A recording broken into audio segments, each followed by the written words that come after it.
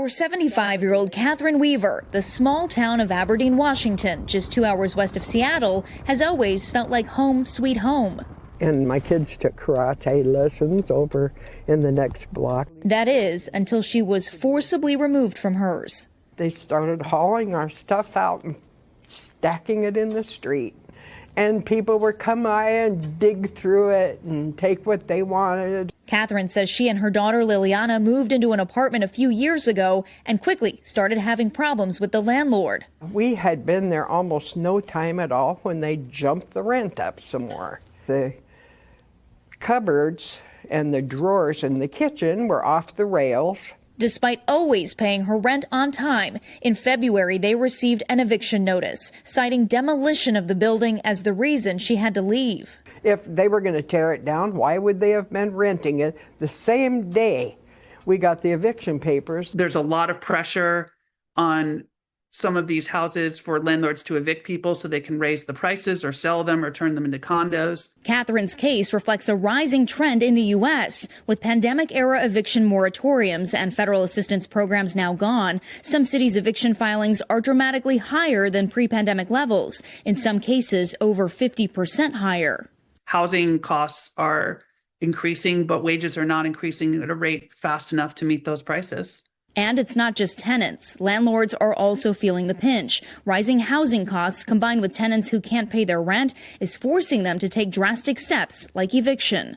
According to national data, there were more than 1 million evictions over the past year, some 82,000 in the last month alone. I leave eviction as a last resort. Brooklyn area property manager John Sevdos has had to start the eviction process on 2 tenants in the past year. When someone doesn't pay rent, how does that impact you? I have to take money from another property to put it into this one. It's emotionally stressful because I know that I still have to meet my obligations, still do repairs, still pay the mortgage, still pay my personal bills. But for both landlords and tenants, evictions are taking a human toll. It's just such a hurtful experience that I don't want to go through it again. Valerie Castro, NBC News.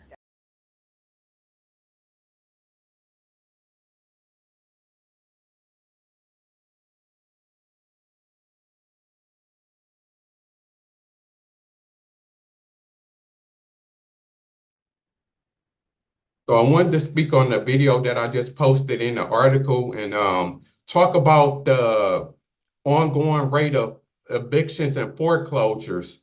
And, I want to deep dive into it. I want to touch on what's the causes, the effects, how it affects us, what we can do about it, and, just give my opinion on the ongoing foreclosures and evictions that's been going on. So the evictions been going on, and it's been kind of big ever since the, the COVID, what is the moratorium or stay, I forgot the name of it, started with M, but like they had it in place to where people couldn't get evicted during COVID. And then they was paying people rent up and, it was assistance to help people from getting evicted. So a lot of people basically, was able to stay in their place for like a year, year and a half, for free for the most part, and they didn't have to worry about evictions because they wasn't evicting people during COVID and stuff like that. Because so many people lost their job, and then a lot of people, they didn't want people out on the streets during a crisis, during a pandemic or epidemic, whatever you want to call it. So, ever since that then ended, though, I think it ended about a year and a half ago, 2 years. Evictions have shot up. So we expected that to happen. Everybody knew that was going to happen for the most part because, of course, a lot of people wasn't preparing for it. A lot of people were just, cruising along. I don't have to pay rent. I got my rent paid up, so I'm just going to live for free and live my best life and stuff like that. So that's why a lot of people have been caught up in it. They wasn't thinking about when it was going to end, but you had to have known it was going to end eventually. Like, they wasn't going to have people not pay rent and not be getting evicted for, forever. You had to know it was going to come to an end. So, but some people got caught off guard and was kind of blindsided blindsided by it, which is sad, but you know, that's life in the way that it is. So, you know, that's how it goes. So that's why it's been a big spike in evictions and foreclosures because of the stay ending, the COVID stay ending. So, that speaks to a lot, a lot of people, and landlords and, been happy and stuff like that, and banks that they can finally start getting their money because a lot was losing out on money, even though a lot was able to get the assistance and stuff. I forgot what it was called, what it was, and I forgot what it was called, but where they was giving people assistance and paying people rent off and paying people back rent and stuff like that. But a lot of people did have to foot the bill, and a lot of landlords didn't get no money, or they had to wait a real long time to get it and stuff like that. So, they happy about it. But that's one of the major and probably the biggest reason for evictions and foreclosures skyrocketing because, the moratorium is over, the COVID relief stayed to where people wasn't getting evicted. Since that end, people have to go back to paying their bills, and a lot of people wasn't ready for it. So that's the first reason. And as far as to that, I mean, it's sad because getting into it, so how I feel about it, it's sad that people losing their place and losing their houses, because that's one of the biggest necessities that people need is somewhere to stay, somewhere to lay their head. Like, people would say the two biggest necessities in life is,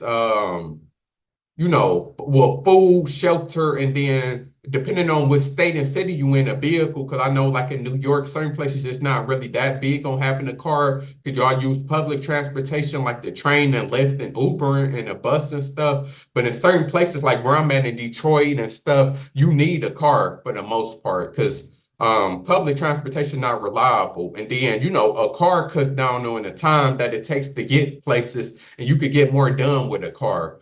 And things like that. So a car is necessary, but shelter is definitely one of the biggest necessities that there is in life. So it's sad that a lot of people don't have something as simple as necessity. So I look at it both ways because I see both ways of looking at things. Because on one hand, I see the way of like the what is it? Probably the Republicans, or like, the people who more so about pull yourself up by the bootstraps. One of the, the people who don't make excuses, people who say, well, y'all need to start, working harder or paying y'all bills, and y'all need to start, taking more responsibility. I do agree on one hand, because there is a lot of irresponsible people. There are a lot of people who spending money on dumb things, don't take care of their responsibility, don't pay their bills. Like, not everybody who getting evicted or foreclosed, a lot of that is your fault and your responsibility because you wasn't doing the right thing. Not paying your bills, going on,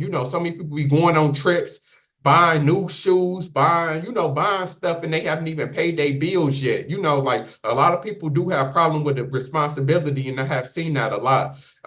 It's sad to say, especially in the Black community, because of course, I believe they said Black women is the most evicted race of people. And then, I believe Black men have to be up there, probably second or third. So, it's mostly affecting our community. And that is in part because a lot of us being irresponsible, being materialistic, buying dumb stuff that we shouldn't be buying, like clothes, shoes, jewelry, going to party, all of them things, instead of taking care of your bills and taking care of your responsibility. So that does fall a lot on people not doing the right thing. And then a lot of times, it's especially for young people, because I done been there when I was young, getting evicted. I didn't have I never been like evicted, but I didn't got eviction notices for sure. I didn't got quite a few eviction notices in my life and stuff like that. So I know the feeling when I was younger, in my early 20s, usually when you get your first apartment, you thinking that you got money and you're gonna be able to pay for it, and you realize that it's too much for you to handle, and you're not really ready for that. Because when you're young, you just don't know the sense of responsibility like you should, and then you still want to have fun and party and do things when you're young. And then a lot of times you're not making enough. So you thinking you making enough on paper. You like, yeah, I make enough to pay my bills, but then you're not budgeting because you still want to go out, have fun. You still want to get nice clothes, nice, have a nice car, get a car note. Like you want nice things and you're not really budgeting right. And the same thing happened for car notes because I didn't get my car repossessed before my first ever car because I wasn't ready. I'm just thinking, oh, I got a paycheck. I'm gonna be able to pay it all, and it was too much, because I had got my first apartment first, and then I had got my first vehicle, and it was all on me. So it's a lot for. I think I was 22, 23, 24 within that range. Like I think I got my first apartment when I was 22, 23.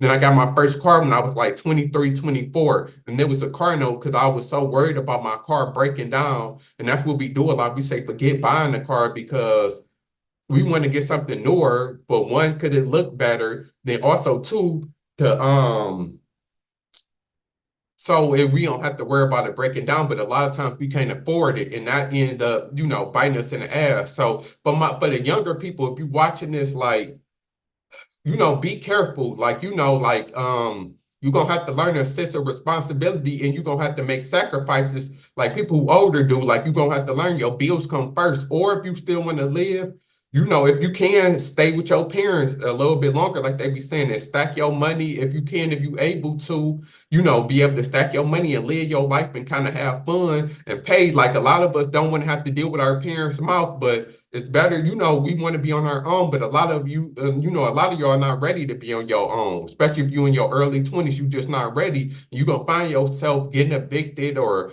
getting your car repossessed, and then you have to go right back living with your parents. So you got to be careful of that. Like, dealing with the rules is, you got to deal with it sometime, but, be working, and if you in school too, like striving to do better, but it's better to save your money or get a roommate, which is tricky because, the roommate situations can go left. You just got to know who you a roommate with. Like, you got to really know the person and know their character because a lot of roommate situations is going bad. One roommate don't want to pay their half of the rent, so y'all end up getting into it and getting evicted because one person don't live up to their end of the bargain, or y'all can get into it about just dumb stuff like I have before about somebody eating each other food or having company when somebody else don't want company, having privacy, and making too much noise when a person trying to sleep. It's a lot that comes along with a roommate. And I will say, now that I live on my own, got my own stuff, everything, it is the best feeling in the world. But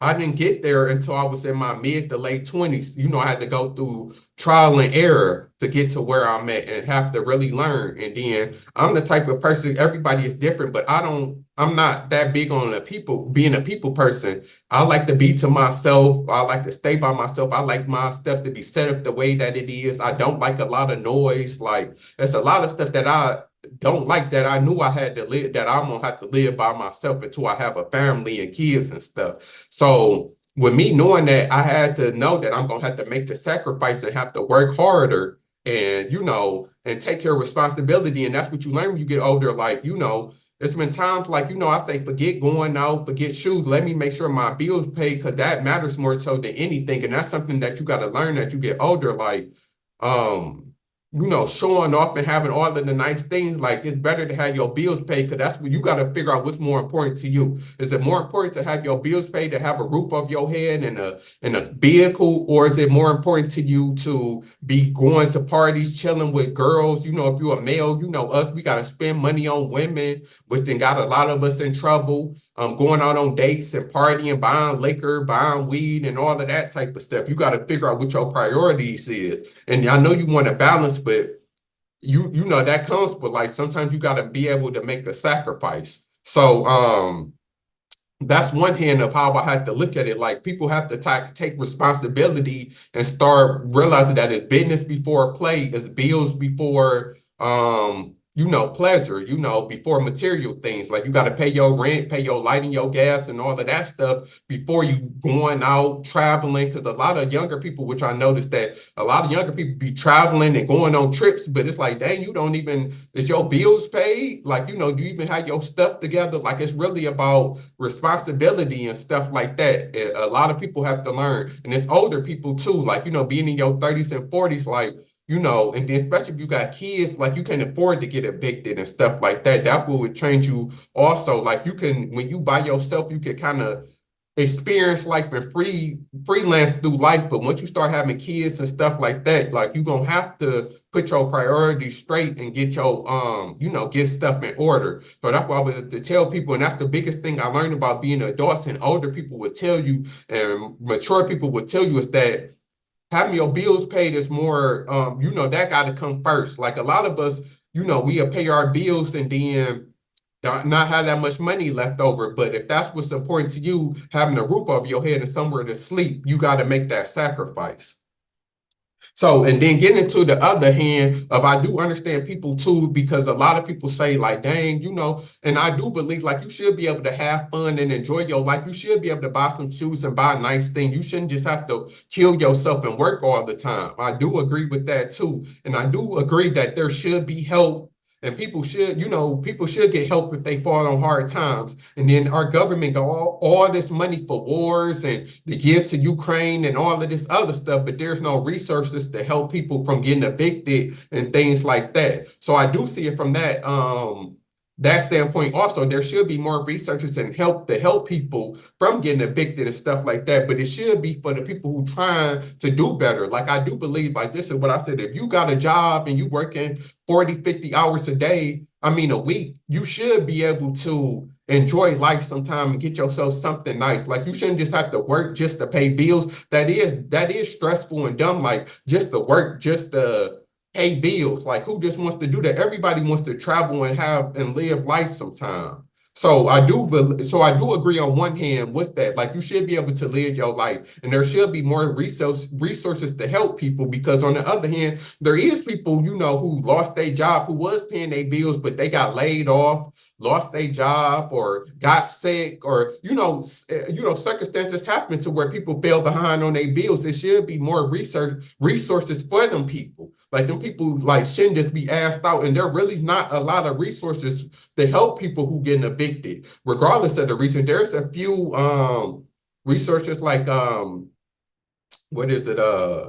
Like 211 and United Way and Salvation Army and DHS.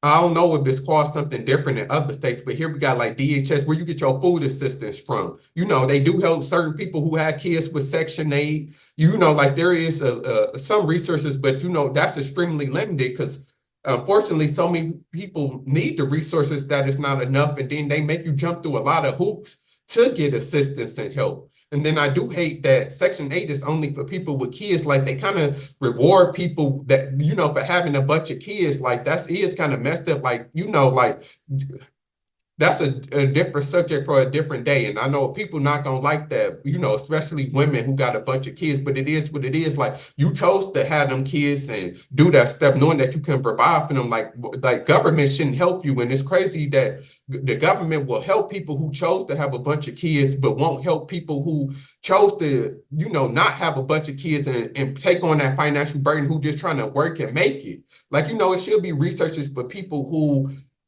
trying to do the right thing. And people like to say, well, if you buy yourself, you should have more money. I hate when people say that, because that's not true also, because it's hard doing everything yourself. So it goes both ways. Just because you buy yourself, that means that everything is on you. Nobody is helping you. You got to pay 100% of everything.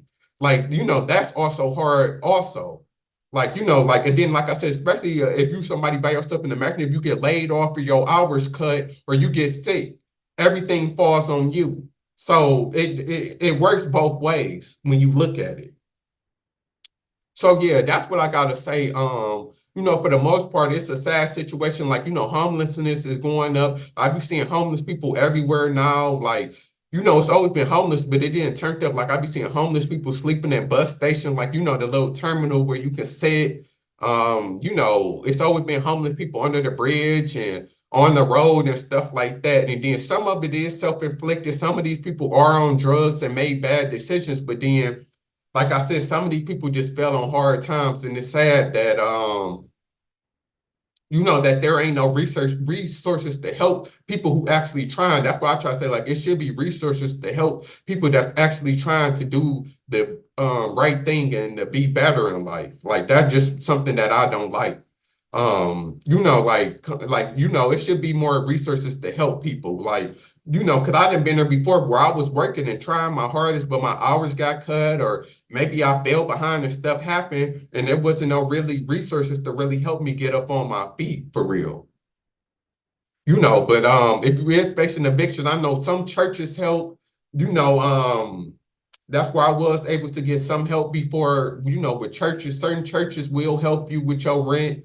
Like I said, DHS or whoever help you with the bridge card will help, but it's always a little amount. Like if you way behind, they not gonna help. They only gonna help with, at the most I've seen, it's like 1 month's rent, and usually it's like half of that. Like if your rent $1,000, they might give you 500, 400 or 500 to help. Like, but most of the time I haven't seen where they gonna help with everything. It's a rare occasion to where they gonna help. But I do know there's more resources for people who homeless, like in shelters. Like there is certain resources that help people get into housing and get on their feet and stuff like that, which I'm gonna talk about in one of my upcoming videos, because I was homeless before, actually 2 different times, and I can get into that, how I overcame that, and getting into owning my own stuff, owning my own car, having my house. You know, this is my second house now. And I had an apartment that I was in for 2 years before that. You know, really going from, you know, I really went from homeless to being steady. And I can and I'm gonna break down in the video how I did that kind of helped people. But yeah, I want to say, you know, like it's sad, and you know, and my main point, which I said which I should have said in the beginning of this video, is that you got to work harder. Like this is the time, you got to be more responsible. You got to put your work in. You got to be smart. Like this is the time to start investing in yourself, start saving money. Like all of these things is crucial now. You got to start saving for a rainy day. You got to start, you know, working hard, putting in work. Like, you know, just the times you might have to work 2 jobs. You might have to work a job in DoorDash or Lyft or Uber. You know, you might have to have a full-time and part-time job. You know, like you got to put the work in, and then eventually invest in yourself and invest in different things so your money can work for you. Because that's the only way to be financially free, as we know, is to start making money in your sleep and having your money work for you. So that's what I wanted to say about the ongoing eviction and foreclosures. Like, you know, I feel for all the people that's going through things. If you is going through an eviction right now, you know, try to seek help and just, you know, try to do the best that you can do, and you know, try to learn from it. But of course, just like everything, the best prevention is the best solution is prevention. You know, preventing this, to seeing this ahead of time, you know, to stopping yourself from being in this situation. And if you can, try to work with your landlord or work with the bank or whatever, try to get on a payment plan, but you got to do what you got to do.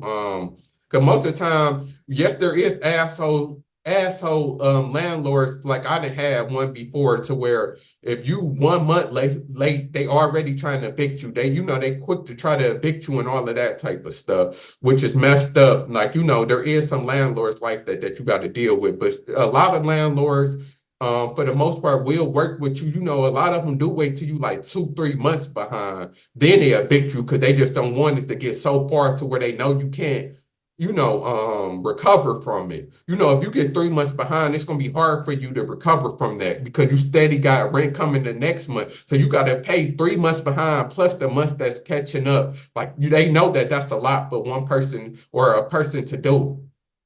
So the best step is prevention. Like I always say, what I learned is that even if you got to pay half and half, something out of every check, that's what mess people up too. A lot of people try to pay all of their rent or mortgage or whatever at once. Sometimes it's best to split it up. Like, you know, send something out of every check. That way you making sure that you is paying something. Like if your check like 800 or something like that, and your rent 1,000, like at least be trying to send like what is that, like 350 or whatever it is out of every check, you know, instead of just trying to say, oh, my last check, or you know, I'm just gonna send it all at once. Like if you know you can't do that or make enough to do that, like if you don't make a check, like if you're not making one of your checks is over 1,000, you need to be splitting it up because one of your checks can't cover the whole rent. So you're gonna have to split it up and you need to be sending something to it. And then it gotta be more than 1,000 because who wants to send literally their entire check to one thing? You need money to make it through the week to your next check. So you need to be making like $1,200 to $1,500 checks in order for you to